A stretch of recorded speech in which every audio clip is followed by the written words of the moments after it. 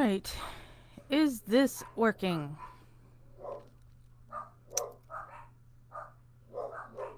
Jax West from Stephen Avery Project, MAM Gossip, Justice with Jax. We are live to talk about today's Court of Appeals denying Stephen an evidentiary hearing, new hearing, everything. Don't know why my dogs are barking and they're annoying the shit out of me. And I'm going to apologize right from the get-go if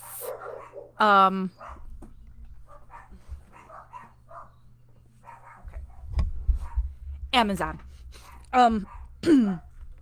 When I was live earlier today on Stephen Avery Project, I don't know if it's my computer, my internet, whatever, but had crappy reception. So if that happens here also now, sorry, doing the best I can. We're not going to read through the denial because it took me how many hours on Stephen Avery Project to read through it all. So you can go on our public Stephen Avery Project page. I'm going to punch those dogs right in their little faces. If you want to go over it all. Basically, in a nutshell, here's what I get out of it. And remember, I'm not basically a lawyer. I don't pretend to know the law. I don't. The stuff all confuses me, and I'm telling the Amazon person's got to freaking go already. My God, the dogs are driving me insane. Not in a good mood today. So these dogs better watch out and shut up.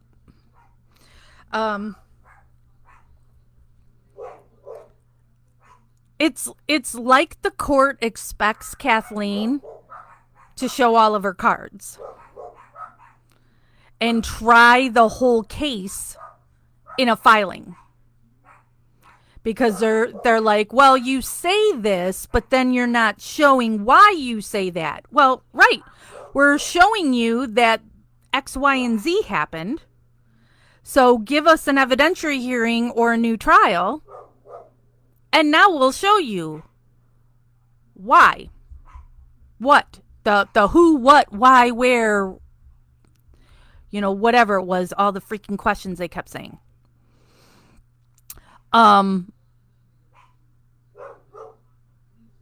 It was really pretty laughable to me because there is so much there.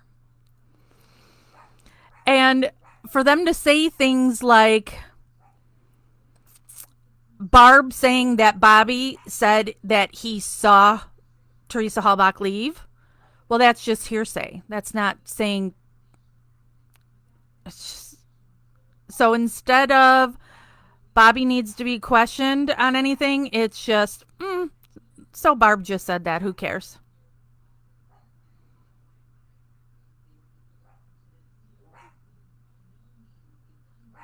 Oh, big deal that the bones.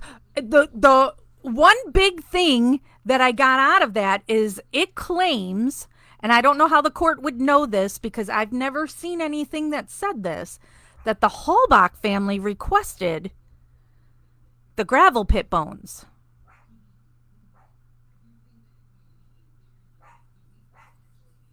And that the court assumes it's foreclosure. And it's like, how come you get to assume? Because everything, you want to call out Kathleen for, it's like, where's your proof? Where's your proof? Where's your proof? And they're saying, oh, we assume they requested the bones because it's foreclosure. Well, maybe it's because they wanted to hide evidence. Maybe Karen Halbach killed her daughter and wants to cover up those bones out there. I'm not saying she killed her daughter. I do not think she killed her daughter. But you see what I'm saying? So why is it okay for the court to just go, So the Halbach family asked for those bones back that Kratz, I swear to Christ. The Amazon guy is still in front of my freaking house.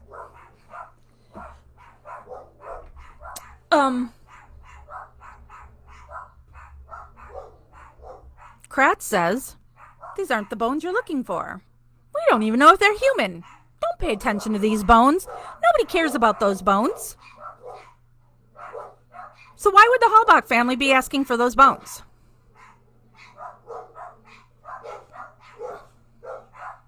That makes zero sense. But now the court says, well, but even if those bones are Teresa Halbach, doesn't mean Stephen didn't put them there. The Smurf it don't. What he was prosecuted for is he never left Avery Salvage. Never left. So if there's Teresa bones at the gravel pit, Stephen didn't put them there. And what sense does that mean that, I'm going to go burn a body a ways away from my property, but then I'm going to transport my burn barrels from my house over there and scrape up the bones and bring it back to my house and sprinkle it outside my bedroom?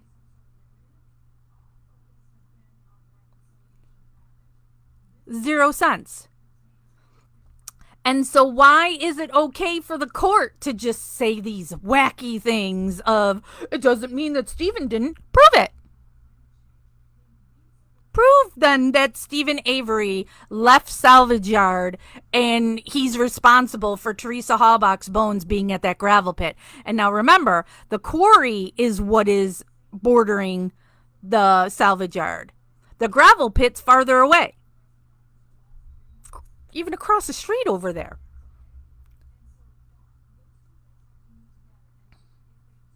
But nope, that's not enough to give us another hearing. That they gave those bones away to the Halbach family.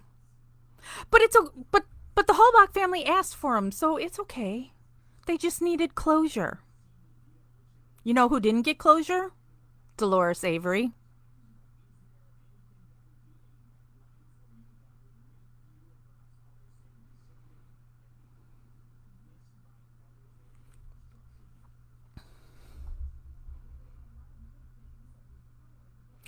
And then you're trying to hold Stephen accountable for when he filed things prior to having Kathleen Zellner.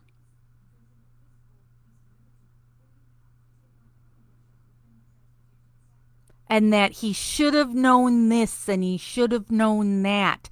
And there's no reason he couldn't have had that evidence.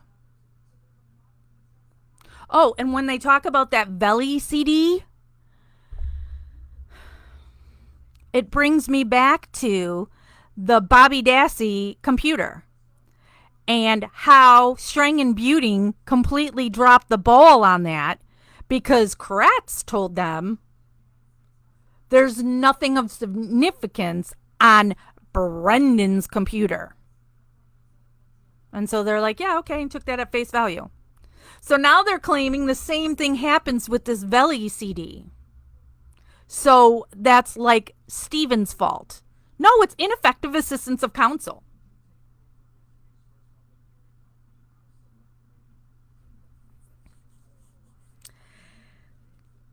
I also, a thing that I hate. No, the Halbach family, Andrea, never says anything. Nothing. Silence from the Halbach family. Why does there have to be precedence? Why does there have to be another case that you have to cite some case law, blah, blah, blah, to be able to get your case looked at? Every case is different. I really don't so need to make sure it's that. I can't remember what those two names were. I want to say Navajo. I can't remember what it was, whatever case. Make sure, blah, blah, blah. I don't give a smurf about any other case. I care about Steven's case, and his case shouldn't have to compare to some other case that went before him to show what was done in his case is wrong. Don't tell me that's the way it's always been done. Don't tell me that, this is why. Don't give me excuses for why that is, because look at how bad our system is. Stephen's not the only person in prison who's wrongfully convicted. So why do we keep going by this stuff that in order for him to get justice and to get a fair trial, there has to be some other case before him that has things that happen that are like his case? Remember, I'm not basically a lawyer. I'm not that stupid smurf who calls herself basically a lawyer, and all she wants to do, even though she's not a lawyer, wants to sit there and rip on everything that Kathleen Zellner does and then claim she's a Stephen supporter. No, you're not a Stephen Avery supporter if you're going to rip on Kathleen Zellner. I'm not basically a lawyer. Don't know the law. Confused by it all. Pissed off by it all. Now, yes. Thing I was saying leading up to this is I was just staying positive. The thing I didn't want to say and I didn't want to put out there is I fully expected a denial. But I didn't want to say that because sorry. That's so my state representative texting me. Let me just name drop right there. Asking me if I put her down as a reference for the job interview I went for today. So let me drop that too, because don't you know who I am?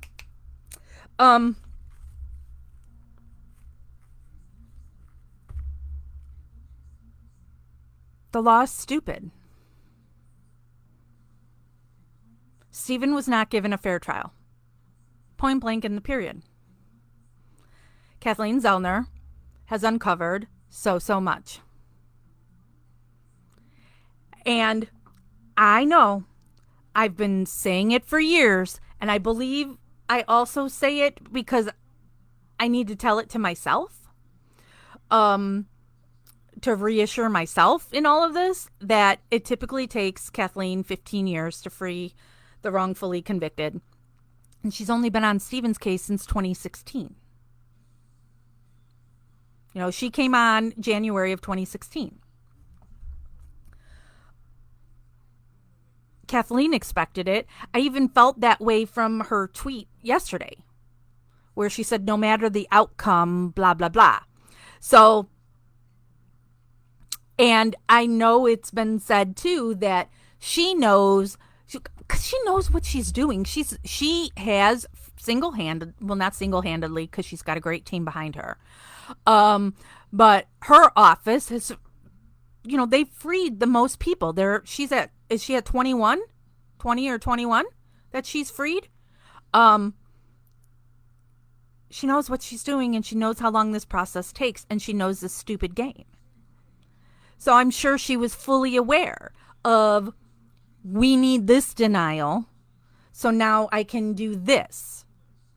And that's the way this whole dumb thing works. Because when you put this in, you can't add to it or whatever. So you need that to run its course before now you can bring in this new stuff. Which, I know a witness, I talked to a new witness in the last couple of weeks that I referred on to Kathleen Zellner, which I'm not saying anything about on any of it. But there's new stuff all the time. And any of you other people who are here from Manitowoc, Two Rivers, Mishicot, wherever there that you saw something, you heard something, you know something, please come forward and go to Kathleen Zellner. You never know. You could be kept anonymous because maybe she's already got somebody else who said something like that. So it's good to have corroboration of more than one person is going to say XYZ.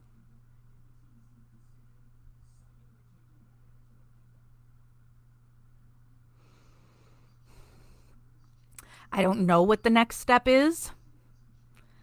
I know I saw somebody post something saying Kathleen now has 20 days to file for reconsideration or something. I don't know. Like I said, I don't know the law. I just sit here and go just waiting and waiting.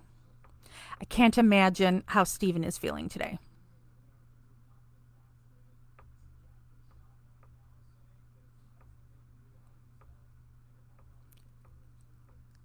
Let's not even go into the whole been sitting in prison how many years after they did it to him once before.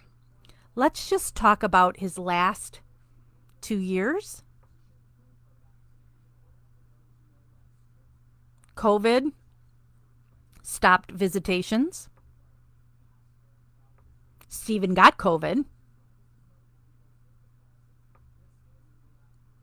The last 9 months, his family has not let him talk to Dolores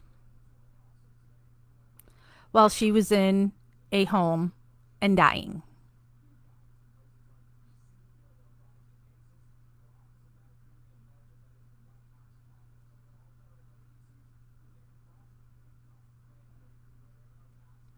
His family make posts on social media saying he's guilty, that they're going to take Dolores and put her someplace and not tell Stephen where she is.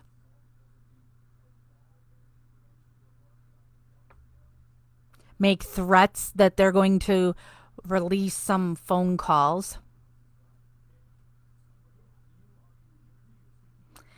I don't care if Stephen's talked to them meanly. They deserve it and more.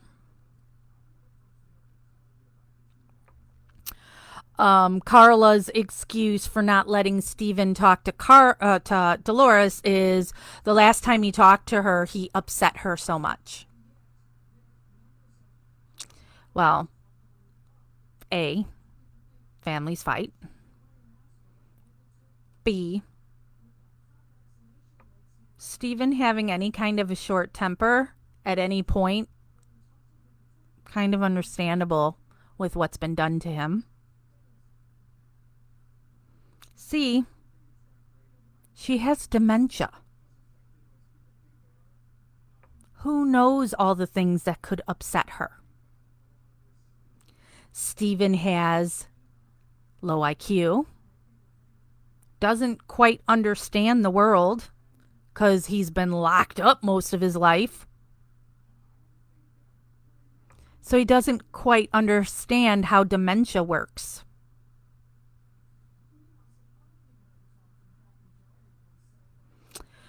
Margaret, Alan is not really around the family very much. Alan is up in Crivets most of the time. And he hasn't owned the salvage yard in a long, long time. Now, there was an article that said Chuck has owned the salvage yard since 1999. And then for some reason, Chuck keeps posting randomly on the public Stephen Avery Project page. And so he posted one day saying that I was wrong. He hasn't owned it since 1999. It's 1990. It's like, you're not helping your case, dude. You know, because when you try and say people need to donate money to the salvage yard to help Alan when he hasn't even owned it since 1990, you know, Alan is a senior citizen, and, people prepare for themselves financially when they're older. Alan prepared for his retirement, and he prepared for his and Dolores's wishes after they die. That is why Dolores's remains went to Green Bay. Carla made some excuse saying, "Oh, there was a some fine print. So the stuff that Alan had prepared and paid for went poof." Sure it did. Do you have a bridge to sell me to, Carla? Always making excuses to make Steven be a bad guy.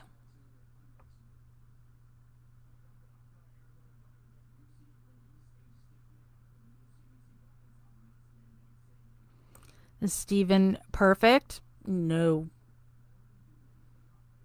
I've had my own issues with Steven. Look at my history with Steven. I talked to him on the phone for months. Then all of a sudden he won't talk to me. And then I don't hear from him for like 6 months. Then out of the blue, he calls me again. And then puts me on his visitors list. So then I go visit him some, talk to him on the phone some, and then all of a sudden, poof, gone again. Now I don't hear from him for a couple of years. And then the day his mom dies, I get a message from somebody saying, "Hey, Steven wanted me to ask you to post this." And then he called me a week ago. I'm told that Steven, the way it's worded is Steven doesn't care for me. Fine by me.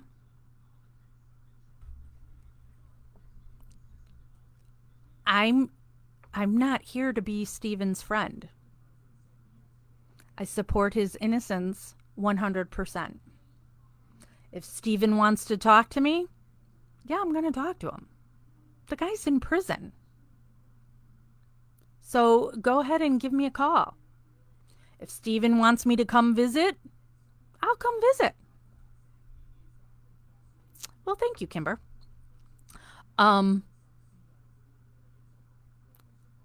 So what Steven has, with him being upset with me now 2 different times, which I know are due to Sandy Greenman lying to him and telling him things that are not true to try and get Steven not to talk to me. And the second time when after the first time that Steven didn't talk to me for a while, when Steven called me again, he told me what Sandy had been saying and the basically a lawyer chick. Steven told me the basically a lawyer chick, the Tracy Strunzy, that he said nobody talks more shit Smurf about me. Sorry, I try not to swear on here so Facebook won't punish me. He says nobody talks more Smurf about me than her.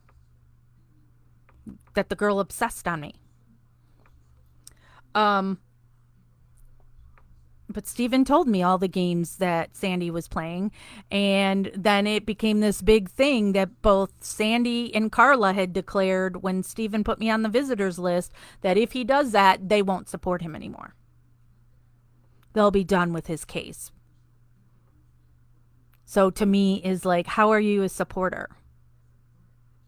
Because Steven now hasn't talked to me in like 2 years. And Stephen Avery Project and MAM Gossip still continues. Still believe in Steven's innocence and what's been done to him is wrong. All you all that are out here watching this either live right now or will be watching it recorded later, do you talk to Steven? No. So does it change your support or belief in that he is innocent? Not a bit.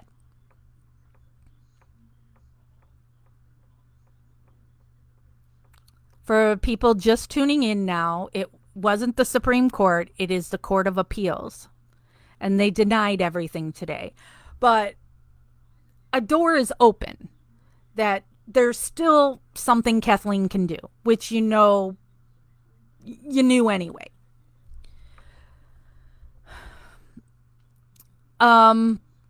Tammy, do you think KZ is speaking to Steven regarding how his family are behaving?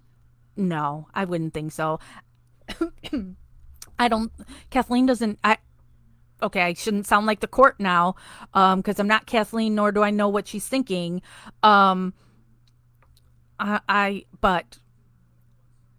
I think she doesn't care at all about any of Debbie Kelly. Yes, I saw your comment. She doesn't care about any of the family drama and isn't going to get involved in any of it. Because, and I don't know Kathleen's relationship with Steven, but she's his lawyer. So no, I'm not related to Steven. So just like I'm saying I'm not here to be his friend, she's not there to be his friend. It doesn't mean she's not, because I don't know. But she's a lawyer, and I mean, just from what you've seen of her, do you think she's going to get involved in any of this family drama crap? So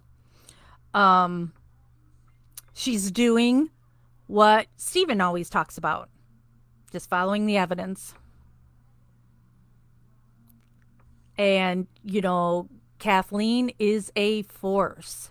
Look at all the reenactments, all the science, everything that she does. That she's the one firing the gun at the garage, which, that was another thing in the court's opinion today when they're talking about, there were 2 bullets and 11 casings, or vice versa. I can't remember what it was.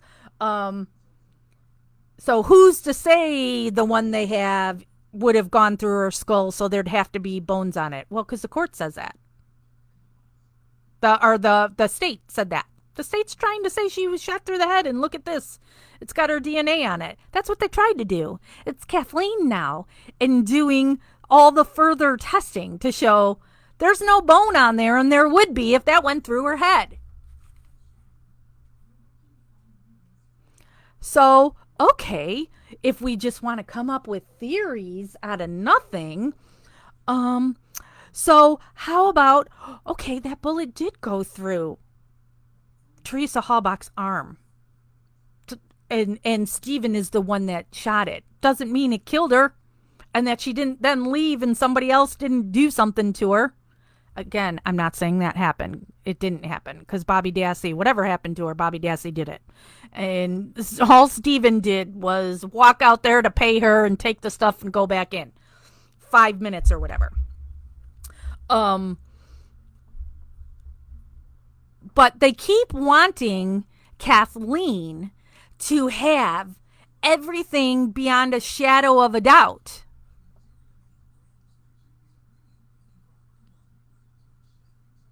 And all she has to do is give you doubt. She doesn't have to give you...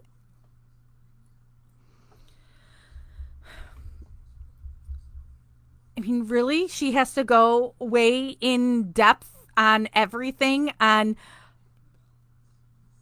that's what you get the hearing for. And then you're going to do all that.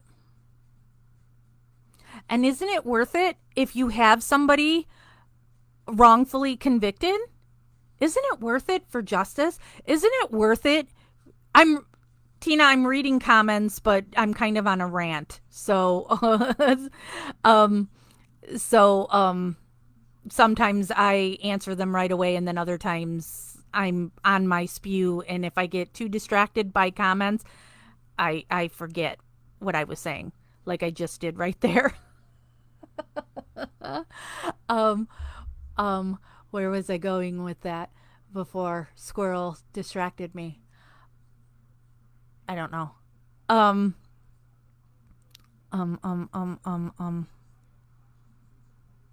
remember what I was saying now.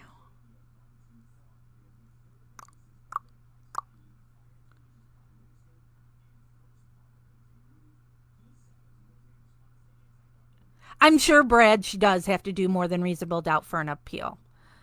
You have to, but she's showing you this stuff like this witness that saw Bobby pushing the RAV4. The key that when you have Steven grab it 11 billion times, it's not depositing the amount that they say was on the key. She's already put out there a whole bunch of stuff.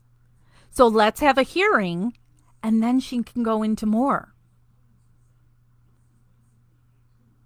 And it's absolutely worth the court's time and the state's time to make sure, this is where I was going, that the right person is in prison for it.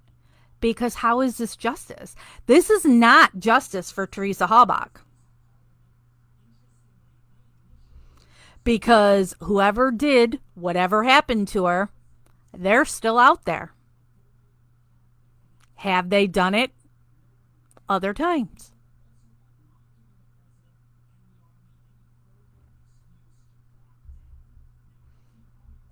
So you're hurting other citizens by just saying Steven did it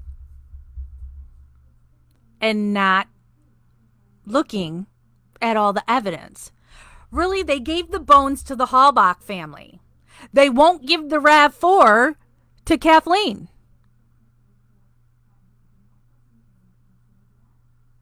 Why won't you give the RAV4 to Kathleen? If everything you've done is so on the up and up and nobody's planted anything and nobody's corrupt, why doesn't Kathleen have the RAV4? Where is the RAV4? Do you even still have it? Was that given back to the Halbachs too? Did they ask for it so you gave it to them? Where's the RAV4?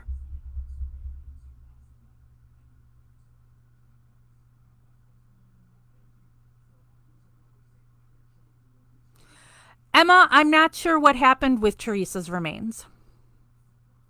Well, are they Teresa's remains? Because according to Kratz, we don't know who those are. We don't even know if it's human. So, were they put at in that cemetery where Teresa is on the back of a headstone that's for her mother and her uncle's stepdad, who are both living?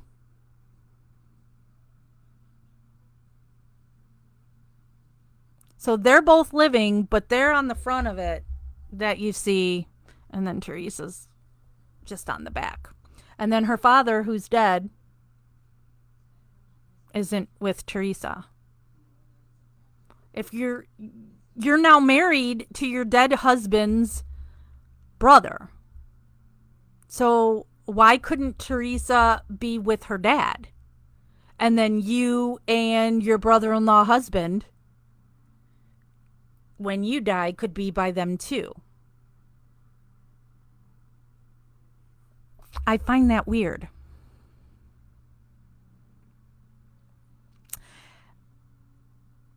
I try not to judge the Halbach family because I say that everybody deals with grief and tragedy differently. So it may be an important thing that you're not going to show emotion in public and you're not going to cry in public. But I'm telling you right now, if something happened to my loved one, the amount of research that I've done in Steven's case, I would absolutely be doing for my loved one. I want to know what really happened to them and not going to just take something at face value. Maybe initially, because you have no reason to doubt the police. But once Making a Murderer came out, you can bet your Smurf I'd be watching it. Them claiming they've never watched it, and maybe they haven't, but I just can't believe that you wouldn't watch it. That raises so much doubt. But there's doubt even from when the case happened. Why were Scott Blodorn, Ryan Hilgas, and Michael Halbach in and out of the crime scene? I have the logs. You can find the logs for yourself on StephenAveryCase.org. They're signed in and out several times. Lots of Halbachs are. So they're coming in and out of the salvage yard. This is after the car's been found. Days after. They're coming in and out of the salvage yard. For what reason? Because you're not looking for the RAV4. The Averys aren't being allowed on their own property. But Scott Blodorn and Ryan Hilgas and Michael Halbach are coming in and out of Avery Salvage. Why?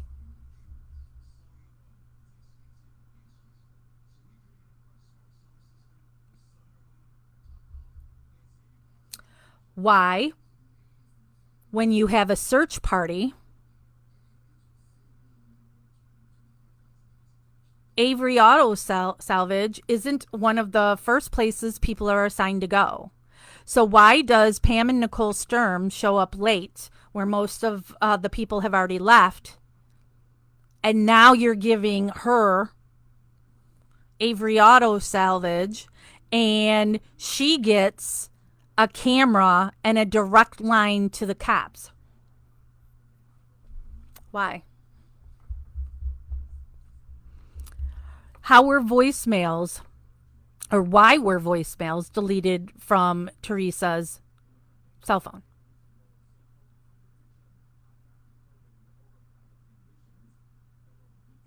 Why did Ryan Hilgas have the day planner that's handwritten? And Teresa's phone records show that one of the things she hand wrote on there, she took that phone call while she was driving on these appointments.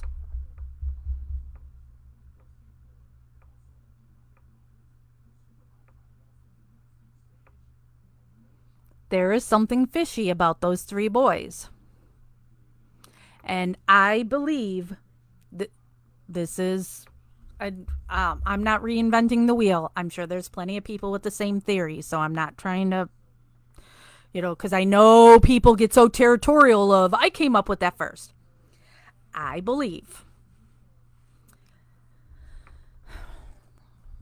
they told the Halbach family Stephen Avery did this, and due to what happened the first time and the depositions that were currently happening in the lawsuit, that there would be no way they'd be able to get Stephen without something concrete.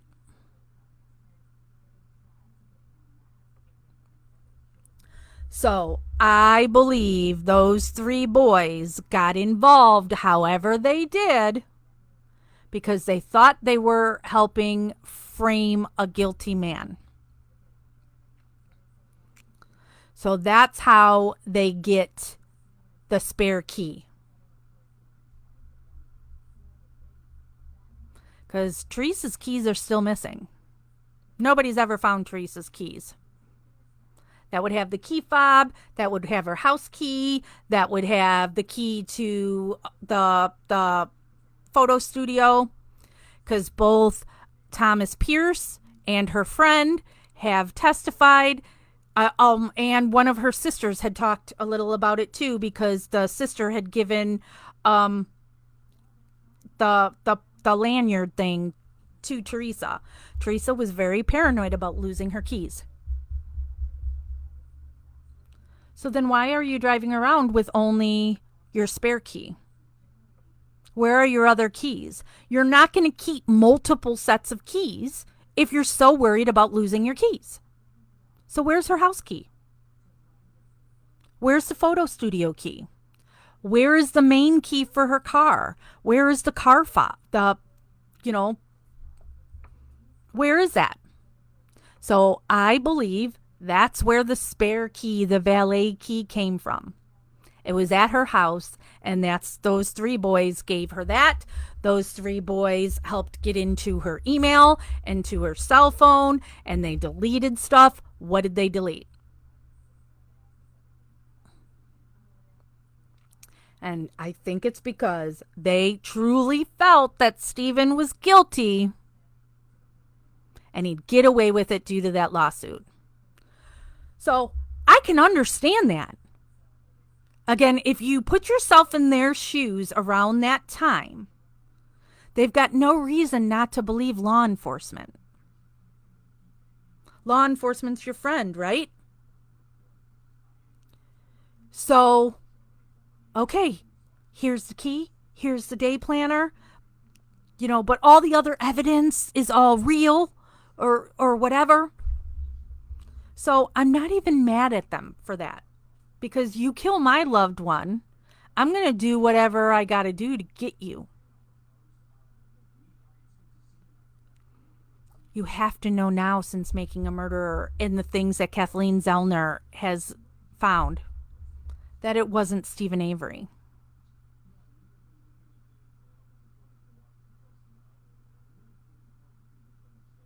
So how can you live with yourself, knowing that whatever happened to your loved one, Teresa, that person is still out there?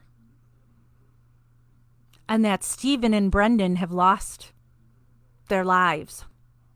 And now they lost Dolores. These men, which is still weird to me to call Brendan a man, are rotting away.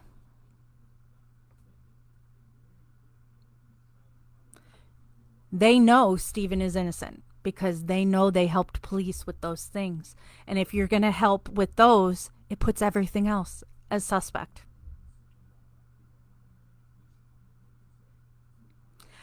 I do not believe that the police killed Teresa Halbach or did any of that. I believe the police, like I'm saying with the Three Stooges, they thought initially they were framing a guilty man. Not Link and Colborne and, those. They were seeking that opportunity. I'm talking about the others. The thin blue line.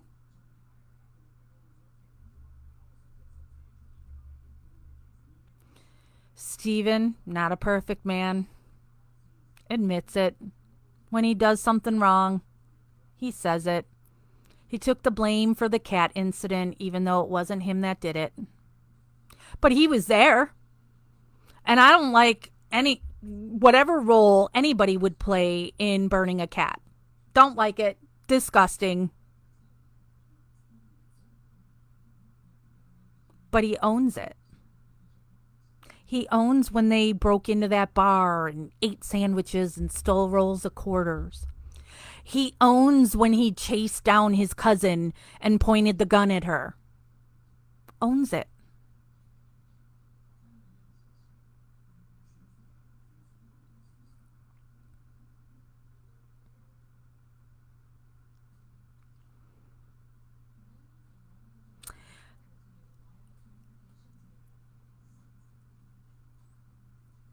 He talked to police without a lawyer.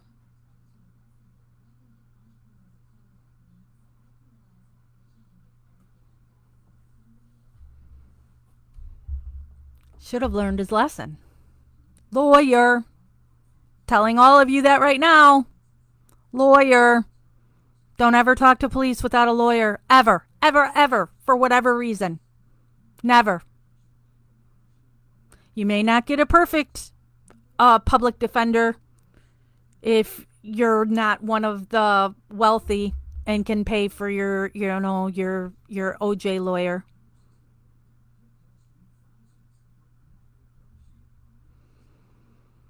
Don't give him the rope to hang you with. You just never know what narrative they're trying to just make pieces fit. Stephen should have known better. But he talked to him. But guess what? He's never said anything to incriminate himself, ever. Not the smartest man. You've never been able to trip him up. I don't want to hear from the guilters that he originally had said something about not knowing if he had had a fire or not and trying to make that out like, oh, see, that's guilt. When you live in Manitowoc, where Stephen lived, okay, I live in a suburb. I'm in a Chicago suburb. My garbage cans right now actually are on the street. It was garbage day, so I put my cans out at the street on Tuesday nights, and on Wednesday mornings they come and take my garbage and my recycling, and it's gone, right? Stephen, they don't have that there. So they have burn pits and burn their stuff. Or they take it, or have to take it to a dump. So what you can burn, ya burn.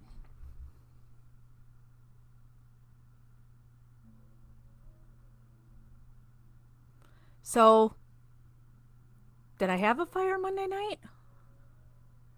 Can't remember. Was it Monday or was it Tuesday? You're burning crap all the time. And there was where he wanted Brendan to come to a fire, and he and Barb got into a fight. Why? Bobby was selling drugs, and he was also selling car parts out of the pit. So stealing from the family and putting the family at risk, especially Stephen. Stephen had said over and over again he wasn't doing anything to risk him going back. Stephen didn't even smoke cigarettes. So he's pissed off at what Bobby is doing at the salvage yard. And so he argued with Barb and told her that her kids aren't going to amount to anything and that she should be a better mother. And because, Stephen grew up in a freaking salvage yard where you're out in the yard and you're tearing apart cars and fixing them and doing all that kind of stuff. And Brendan sitting inside playing video games is such a foreign thing to Stephen. Where it's like, go outside and play, go do something. He doesn't see sitting playing video games as doing anything. So he argued with Barb over it, and he said nasty comments about her kids. So she retaliated with Brendan can't go to the fire now. So was it Monday night that Barb wouldn't let Brendan come to the fire, and we did the fire on Tuesday? So I'm not going to fault Stephen for not knowing on the 3rd if he had a fire on the 31st or not.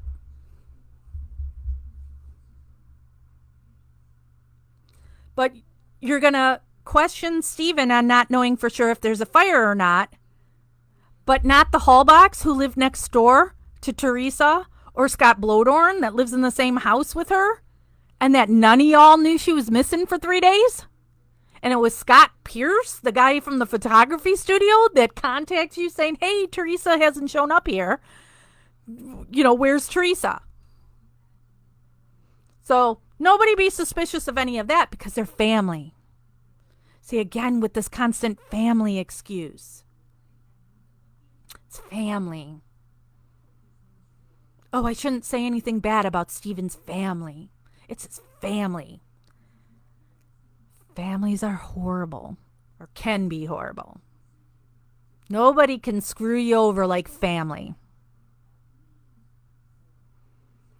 So Teresa is missing for 3 days, and her parents, who live next door, don't know. Okay, maybe you can understand that because she's an adult, and I have videos from when I went to the house, and I think I've posted pictures too. The houses aren't right next to each other, and where Teresa's door is on the other side of the house, where the garage is too. So, okay, so maybe her parents didn't know. Scott Blodorn didn't know. Scott Blodorn, her roommate, who she was also having sex with, didn't notice she hadn't been there for 3 days.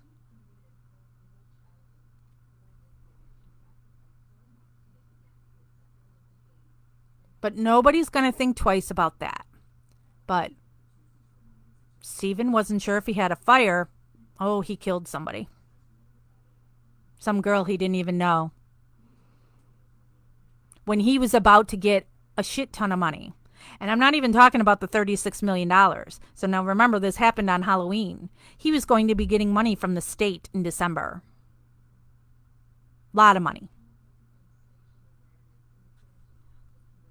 So that was going to be money that's going to tide him over until the wrongful conviction suit is finished.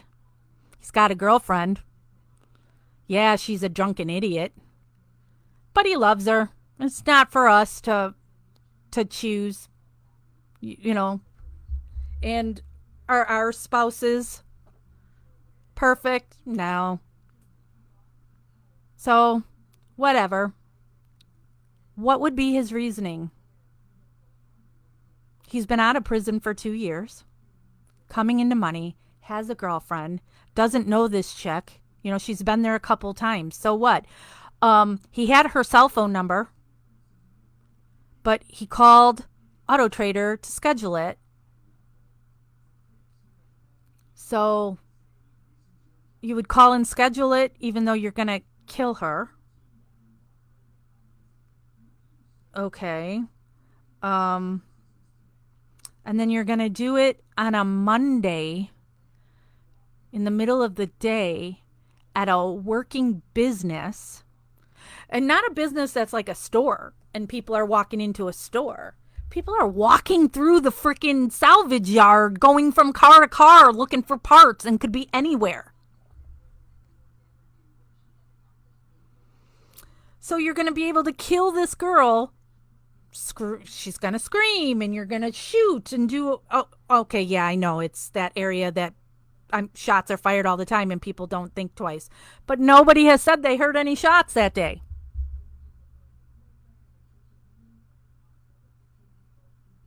There's no motive, and there's nothing in Stephen's history, you know, where the judge is like, ugh, you've got to be the worst person who's ever been in here, and you just consistently got worse and worse. From what? Stealing a roll of quarters and eating some sandwiches? He wasn't responsible for Penny Bernstein. What he did to his cousin Sandy Morris of chasing her down and pointing a gun at her, not cool, but doesn't mean you're gonna now rape and murder somebody. Oh, you're getting consistently worse. Huh?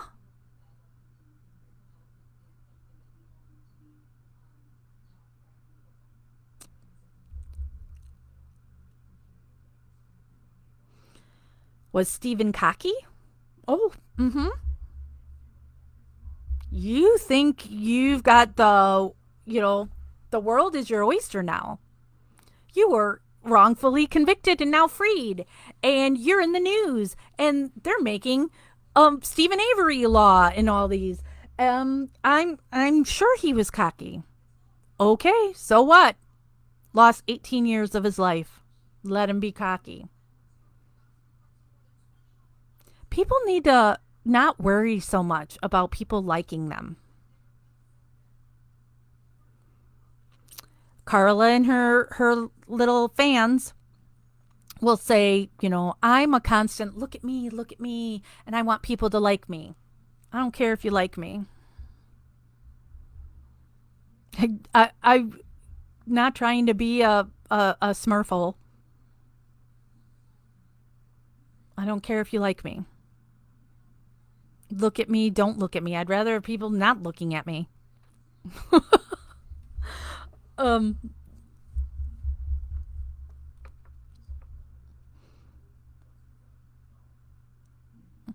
Uh, what do you allegedly suppose Stephen had done with the car while Brendan was knocking at his door and hearing screams? Right. Brendan didn't go over there. When you let Brendan say what Brendan wants to say, the story is the same. Went home and played video games. Blaine went out trick or treating and he was wearing the costume Brendan wanted to wear, so Brendan didn't go. So Brendan stays home and plays video games. Blaine's boss calls at some point, talks to him, and then Stephen wanted him to go out by the fire, and he goes out by the fire.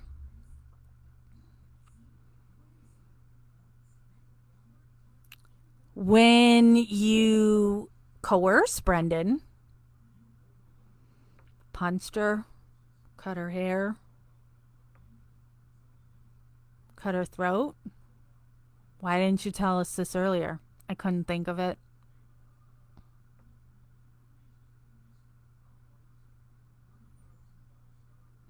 Check one of these boxes, Brendan.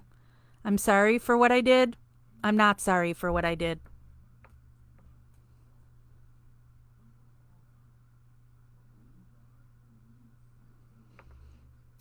It's so infuriating of what happened to those two guys. And Brendan, your heart just breaks for him. When you watch that interrogation, he wants to turn in homework. Brendan can't hurt anything. You think Brendan is going to be able to even have an erection if his uncle is like, yeah, get this chick, you know. You think that kid's going to be able to have an erection to rape her? You think Brendan is actually capable, physically capable of doing that?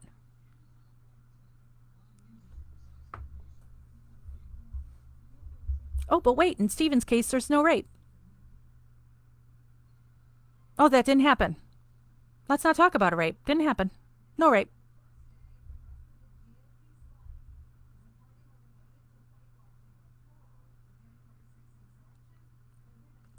And now these guys continue to be victimized, not just by the state of Wisconsin, but by their families. Brendan always had his mom. Stephen always had his mom. The difference? Stephen's mom truly wanted the best for Stephen. Barb is about Barb. How many times have you seen or either seen her post it or seen it on Making a Murderer or whatever? Why are they doing this to me? Smurf you, Barb. I don't care what's being done to you. Brendan's in prison. So no matter what's being done to you, it's nothing like what's been done to that poor boy. Why are they doing this to me? Knock it off.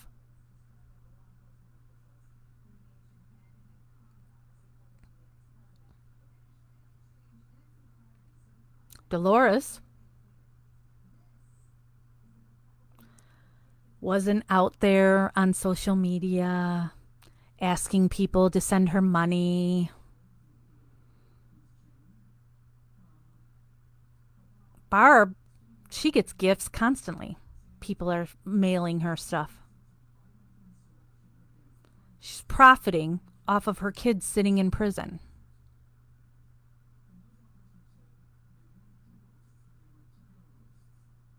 Stephen,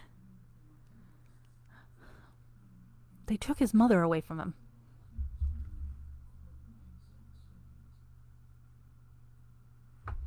Took his mother. The only person. I mean, he cares about his dad, don't get me wrong. His mom was his everything.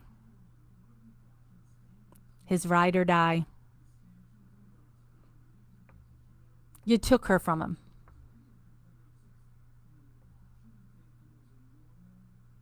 Dolores had dementia. So she's not fighting with him over it. Stephen, whatever, we don't care. He's in prison. We're going to continue to benefit off of his supporters. Cheryl, here's a question for you. Stephen was supposed to be getting the settlement money. Does anyone know if he planned on giving any to his siblings? Because that's a motive to have put back inside. If we don't get a dime, neither are you. All right. So one of my trips to Manitowoc, back when I was friends with Carla Chase,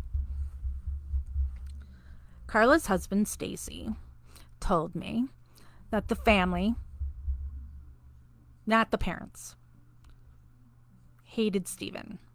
And that the 2 years he was out, he was such a jerk to all of them. They were happy to be rid of him.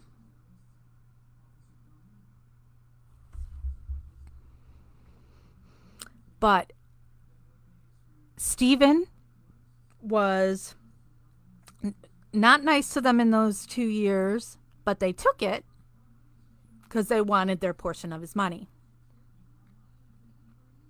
And Stephen knew it, that they're not going to go anywhere because they want that money. So, Stephen going to treat him like dirt? Yeah, they let him rot. Weren't going to visit him. They were in the press that time saying things about Stephen. He abandoned him. 18 years. So, you're lucky he even let you in his life. But now, who says they didn't think that if Stephen was to end up back in prison for something,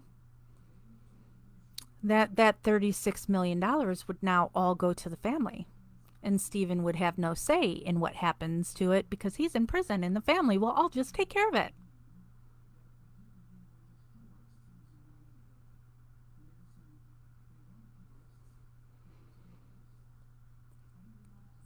They didn't think that Stephen would have to settle that case to try and cover his lawyers. Didn't think that one would have to do with the other. So Stephen's going to go away for murder, and the $36 million from the Penny Bernstein case will just go to the family. What's Stephen going to do with it? He's in prison. And I know from my interactions with Stephen, we have talked at length on what pieces of Smurf his family is. But for Stephen, it was still bottom line, their family. So he was never going to just walk away from any of them. They're his family. They're his blood. So they're thinking they're going to get not just a piece of his pie, the whole pie. And he'll be gone. He'll be back in prison. And they can just abandon him. Like they did. Because they didn't go visit him until Making a Murderer came out.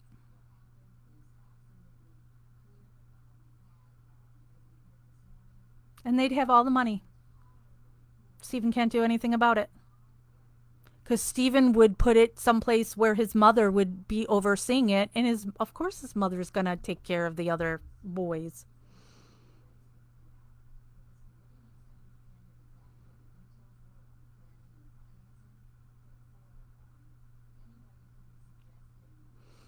Good point, Deanna.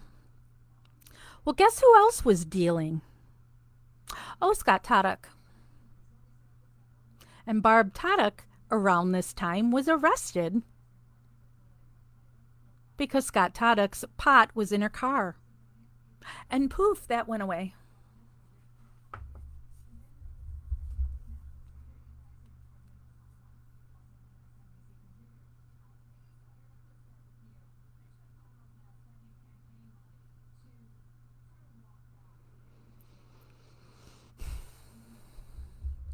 So today is a bad day for Stephen. I was hopeful the court would do the right thing. And at the very least, Let Kathleen present the evidence. Don't just go off of the court is just supposing things. Thought it was her car that they found the drugs in, Gail.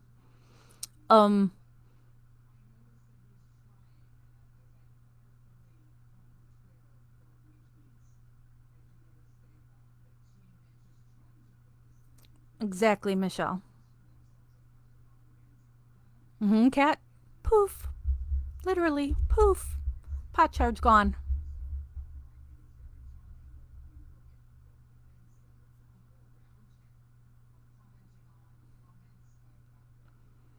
So today was an L in the Stephen Avery case, but many assumed this would happen.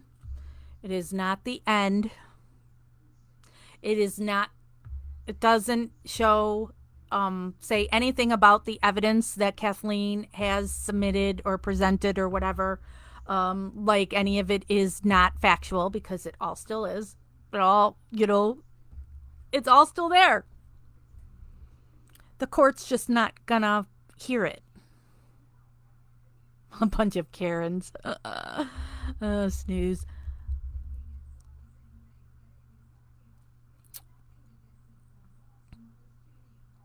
That brings me to our rally.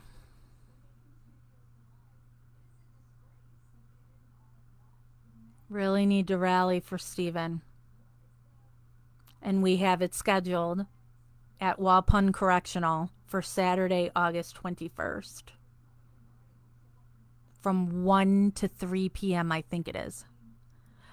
And then, but we're doing the candlelight memorial at Waupun on Dolores' birthday on Friday the 20th at 8 p.m.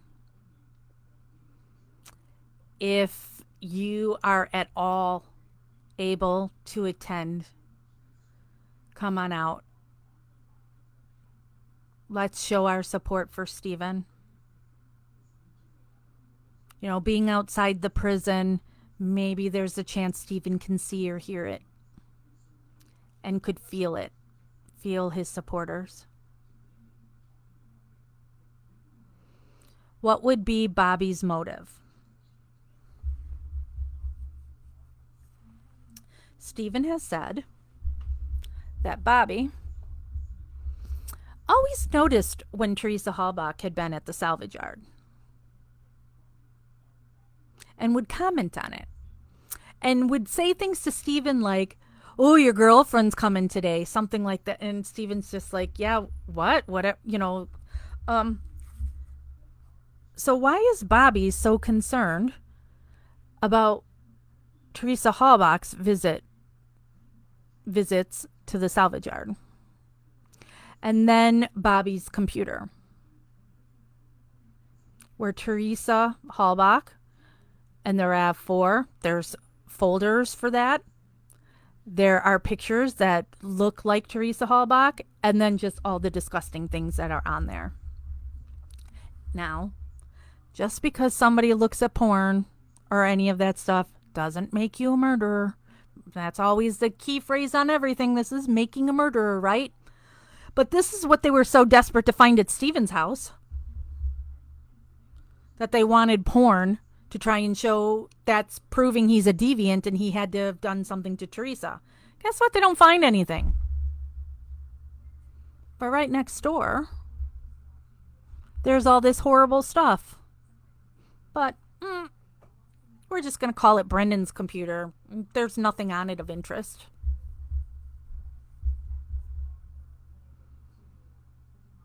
So he had some kind of an obsession with Teresa Halbach.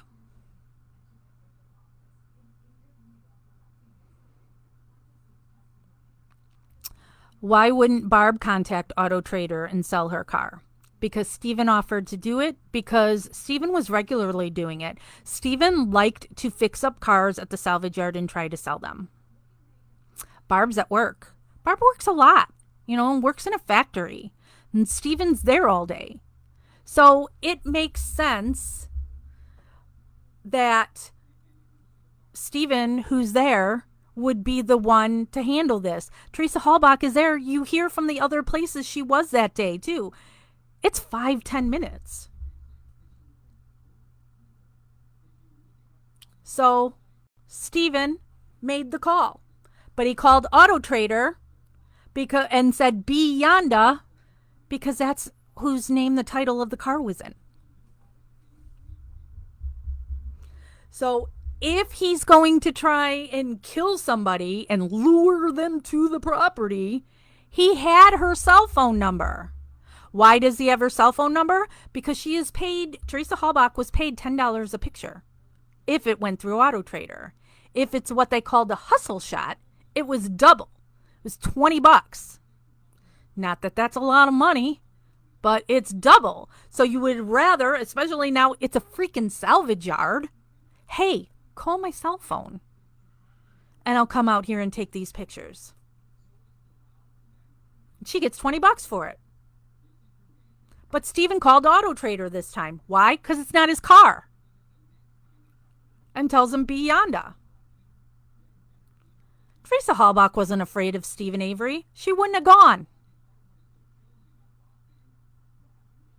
She knew where she was going. It doesn't matter that it said be Yonda. You're going to Avery Road. Oh, I don't know where that is. I'm all confused. It says Avery Road. Because how far is Avery Road? Only the frickin' Averys live on it.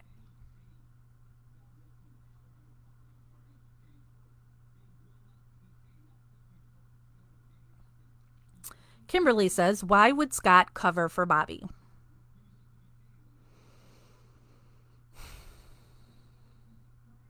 Were Scott and Bobby involved in selling drugs together?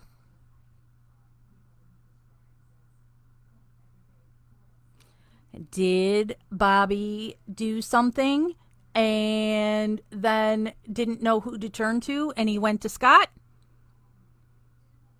And Scott just helped him? You know, at that time, I'm going to assume Scott loved Barb. You know, they had been carrying on an affair for a year while she was married to his cousin, Tom Yonda.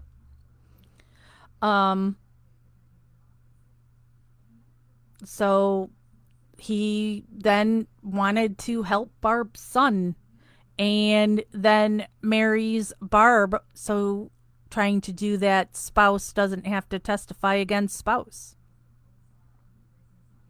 And look at Scott's background. Look at how many women he's beat up, including his mother that he threw into a wall.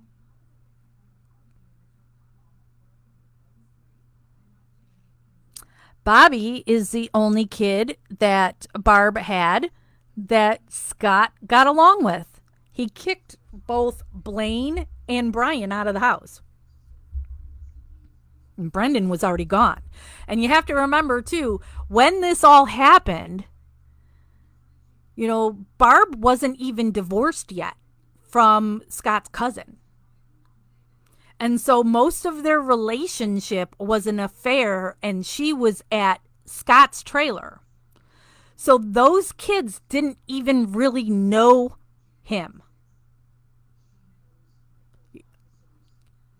Why does he know Bobby? Because they belong to the same hunting club with Judge Jerome Fox.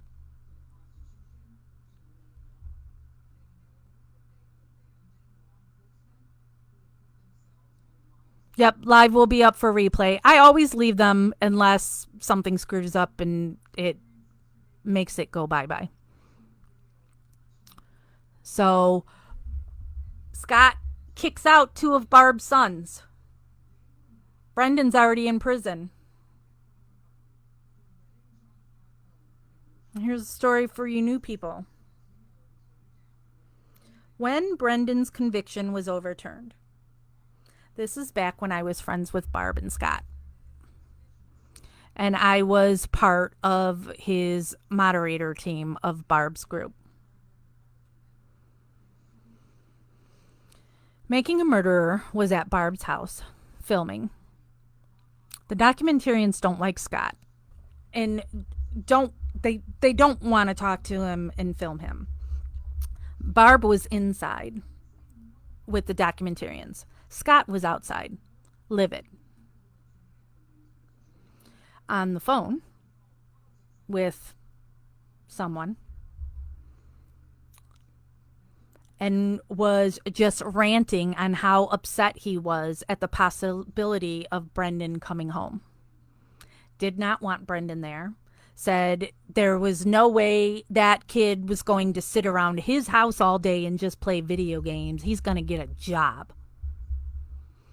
And then he said that he would make Brendan violate parole, probation, whatever it is, so that if Brendan was able to be released waiting for a new trial when his conviction was overturned, if they were going to now try and retry him. So he was going to make him violate it so he would get locked back up. Because Scott did not want Brendan in his house. And Scott was really upset because in that period that Brendan would be at the house, he's like a felon, right? So Scott would have to get rid of all his guns and his knives and all that. Brendan can't live where that stuff is. Scott was livid at the thought of not being able to have his guns.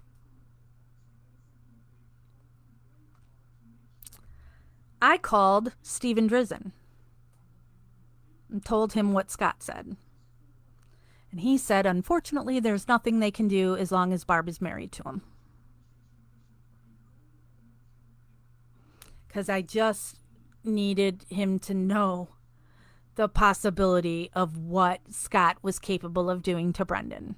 But all I cared about is Brendan's safety and wanted him free.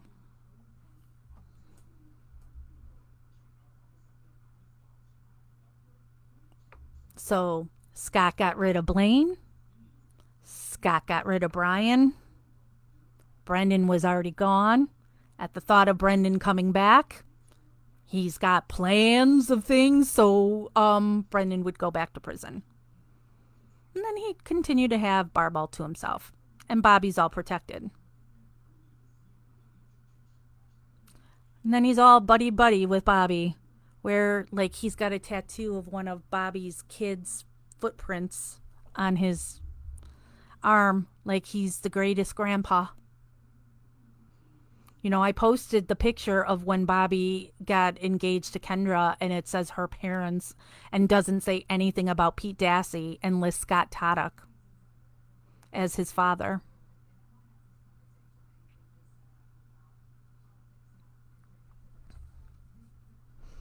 And Barb lets it happen. Does nothing.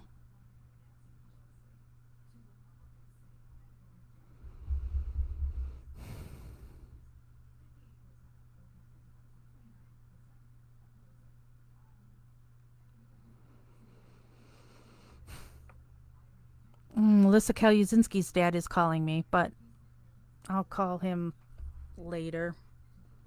Oh, my phone is still on silent from when I was at my interview. And I'm sure what Paul is calling me for is he will have seen that Stephen was denied. And so I'm sure that's what he wants to be updated on, because he also called me while I was in my job interview.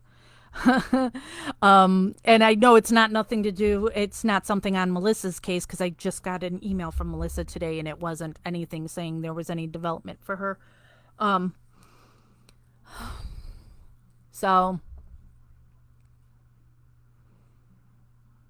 now we wait. Kathleen will post. She'll tweet something whatever is going to happen next. And whenever it comes out, we'll bring it to you. In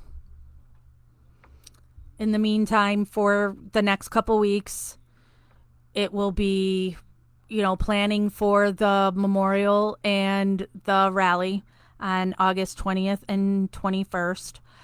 Did I get the job? Oh, Paul left a voicemail. Did I get the job?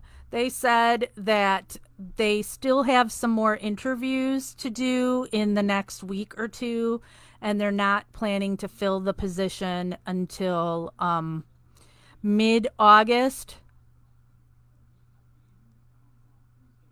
Oh, okay. He wants me to get him an appointment to go visit Melissa. He doesn't, because to go visit his daughter right now, you have to do it online, and he can't figure out how to do that. So I'll have to set up the appointment. Because Melissa Kaluzinski's parents haven't seen her since before COVID. So this would be the first visit. Um, um, um. So yeah, so job wise, they said that they're not hiring, or they're not going to fill the position until mid August, early September. But I had applied for another job last night too, with actually, this other job that I applied for is not my normal kind of job. And last night somebody reached out to me that my state representative, whom I'm friends with, is hiring. And they're like, why aren't you doing this job? And I was like, because I didn't know about the job. So then I texted my rep and I said, hey, I heard you're hiring. Should I apply? And she didn't text me back until like 10 o'clock last night. And she's like, yeah, apply. And I'm like, okay, well, I'll send you my resume, but I have a second interview with this place tomorrow. And then she said, let me know how it went. And so then when I got out of the interview, I told her what I just told you all, that they're not, they're doing some more interviews, and so I'm like, so I'm still available. And so the text that I got while we've been live, she was asking if I put her down as a reference, which actually I didn't. But I have a state senator, as who's another friend of mine who told me to put her down as a reference, that I have a state senator. So, but I guess since I don't know if this other job that I've been working towards getting for the last 4 months, if it's going to pan out or not, and how long it's going to take. So I guess I'll, continue the process with my state rep and see if I can get in there. Because I need a jobby job. But, okay, so I'm going to go so I can call Paul while I'm sitting here at my computer too, and I can get him signed up to go visit his daughter, because he really needs to go visit Melissa. And if there's any news that pops up on Steven's case, of course, we'll bring it to you. Oh, Maz, Pete is lovely. I met him once, and I interviewed him. He was very nice, and we were Facebook friends. But then when Barb and Scott turned on me, he deleted me. Brad mentioned at one time that Brendan might not be Pete's kid. Any truth to that? There is that rumor, but those boys all look similar. So, I don't know. But Barb does get around. And everything's so incestuous there. That Barb's husband number 1 is married to Steven's wife number 1. And Barb then was married to husband number 2, but had an affair with his cousin, and is now married to her number 3 husband is the cousin of number 2 husband. And then Karen Hallbach, her husband dies, so she marries her husband's brother. As Wisconsin turns. So, all right, yeah, I'm really going to go so I can give Paul a call back.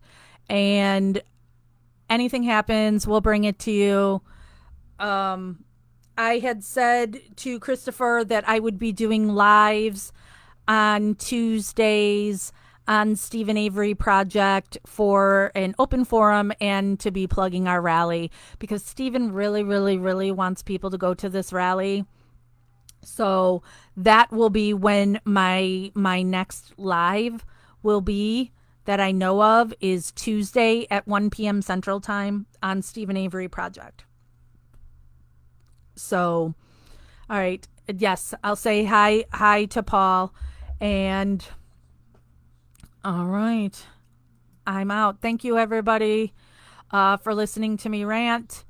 And if you ever have a question for me, I always tell y'all I'm an open book. I know by me poking the bear and saying things about the Avery family, it gets them to push back at me and say things about me. So if you come across something and you want to ask me, fire away.